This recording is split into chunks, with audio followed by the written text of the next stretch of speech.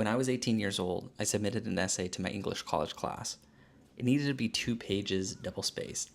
I'd never been good at reading instructions, so I missed that part, and I wrote single space until it was time to submit, where I noticed that my essay was twice the length as required. I submitted the work and waited 2 days to get my grade back. The teacher wrote in the notes section, "Great work, 100 out of 100.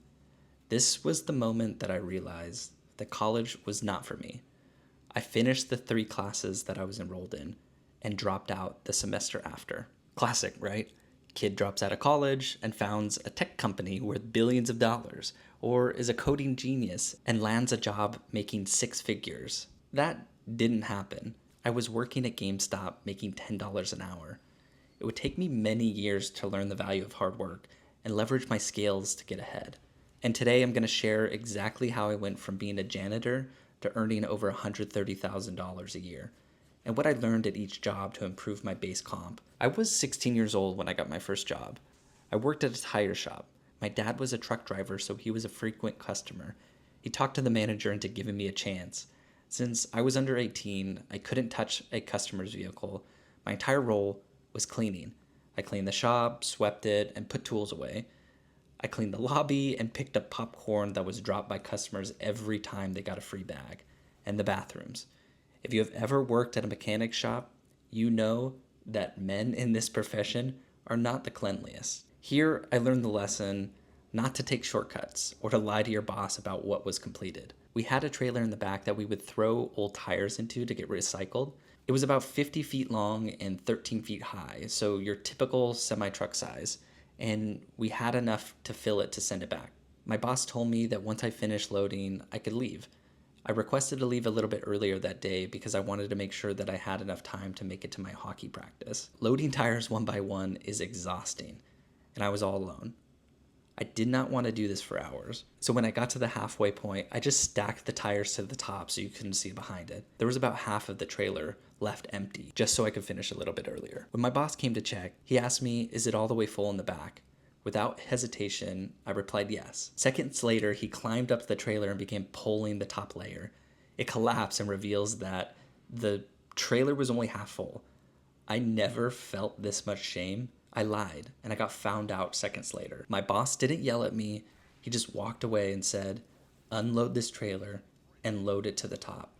And next time, don't lie." And I never did after that. I found out later that his commission was tied to the weight of the tires that get recycled. I had no idea. I was 16 and I just wanted to leave early. I apologized to him the next week and he said, "Don't worry about it." It taught me about how to handle uncomfortable situations at work. He could have chewed me out or berated me. I deserved it, but he didn't. Just a simple request not to lie again. So this job was a while ago, and here I only made $6 an hour, which you could not survive on nowadays. My second job was a complete 180 from working in a tire shop. I got a job as a lifeguard. Now, I'm not a strong swimmer. I took the training course and barely passed the swimming portion, where you had to swim a 300 meter without stopping. When I was about 3/4 of the way finished, I started doing breaststroke and signaled to the teacher that I needed to quit. But the swimming coach who was there yelled my name and screamed, "You're not quitting now, keep swimming." She did give me a little bit of a boost and maybe fear not to give up. Sometimes you need a little encouragement just to keep going when things get tough. Now, being a lifeguard is a classic high schooler's job. You work with friends, and it's really laid back. I worked there for almost 2 years and was up for head lifeguard, but got denied because I worked too much. And if I had full-time hours, the county would have had to offer me benefits, and that wasn't going to happen. I made $7 an hour here. Nothing to brag about, but it paid for my gas, and I threw almost the rest of my income to purchasing food, games, and I played tournament paintball. I previously applied to GameStop and didn't get a call back, but turned into a regular customer and ended up getting picked for a temp holiday hire. I loved working at GameStop. I thought it was a great job, and it taught me a lot. My manager took me under his wings and taught me the ropes. After a few months, I got promoted to third key, and I was making $10 an hour. I accepted the role, but only if I could get promised 40 hours, which is really unheard of for lower management at GameStop. But I got it. At the second year, my manager left for a city about an hour away. He gave me the option to go with him and take the assistant management role for an extra $2 an hour. I took it. Not 10 months later, my old store was caught stealing, of frauding customers of reservations and game subscriptions. They fired everyone at that store, which could have been me. I was 19 at the time, and I got offered the role of store manager. This was the big leagues for me, and I didn't want to let my manager down.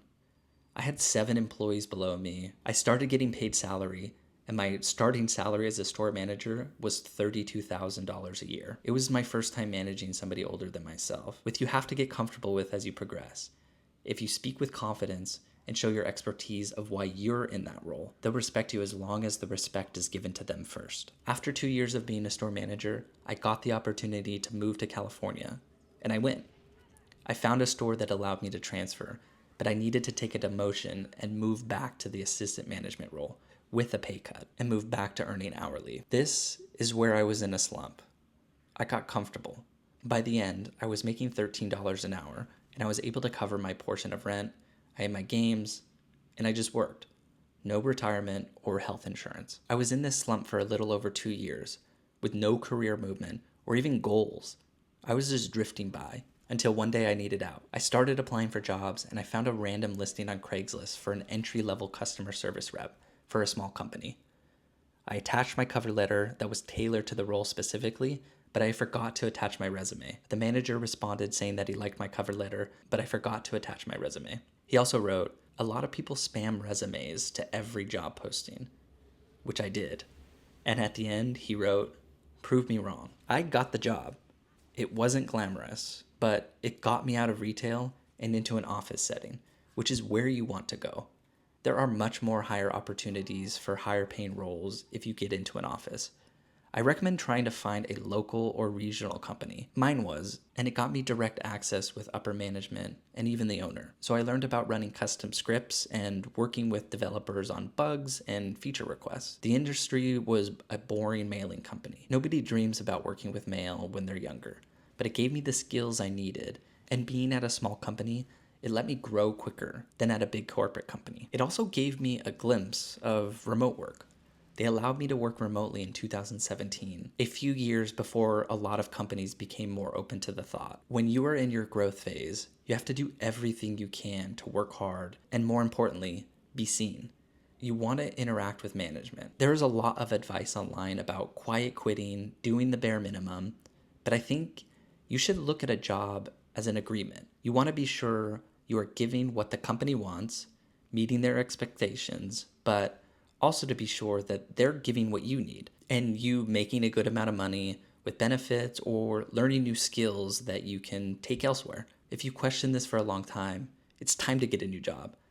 I started at $16 an hour and I ended 6 years later at $25. It's not the greatest, but it's much higher than I was getting at GameStop until we got bought out by a big corporation. They gave us all a $10,000 bonus after the sale. This is the first time I ever got a bonus of a large amount of cash. I was excited, but I was also wary of what was to come. 4 months later, COVID hit, and everything shut down. Even though our division was profitable, the big corporation cut everyone's pay by 20%. Now, this is a signal.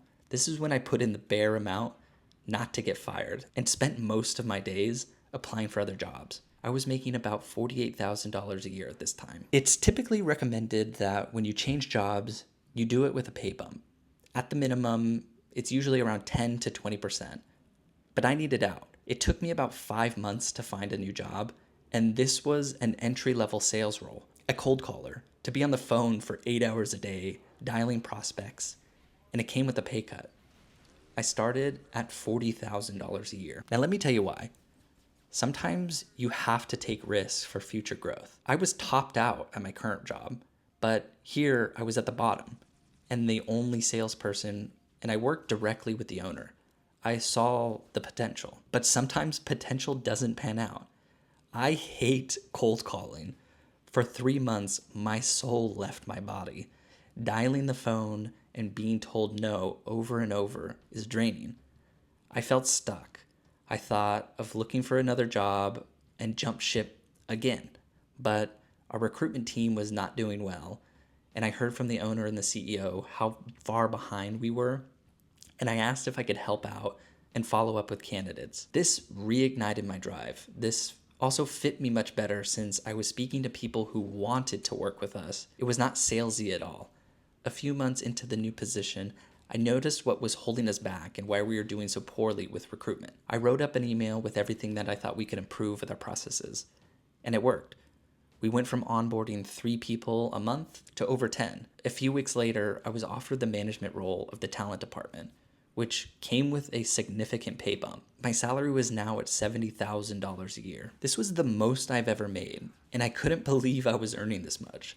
I had a team again, and I wanted to prove they made the right choice in promoting me. Over the next 3 years, I got a pretty good pay bump, reaching $95,000, and I almost made it to the $100,000 mark. The company was changing, and people left during a huge refresh. The talent department had been automated, where we could manage with 1 full-time recruiter instead of the previous 4. And it was time for me to make a full circle. I took a more operationals role in the sales department to improve the company's processes with their inbound and outbound sales. I was officially offered that operations role to oversee both the sales and the talent department, and I got my final pay bump to $130,000 a year. I think that not having a degree can hold you back in some fields, but there is a place for you to climb the ranks if you play your cards right and make moves when needed. Don't be afraid to take a risk with a new role, even if it's at a lower base, if you see that potential for growth. The most important piece of advice I have is don't get stuck at a job for too long that you hate, but make it a little bit past when things start to turn bad and reassess so you know that the storm won't pass right after you leave. Sometimes the grass is not greener on the other side, but invest in yourself and take on roles that you may not have direct experience with, but are adjacent to what you currently do. I truly believe that everyone can improve their circumstances in their career, even if you have to start from the bottom. If you had a similar experience about career growth, let me know in the comments below. And as always, I'll see you in the next one.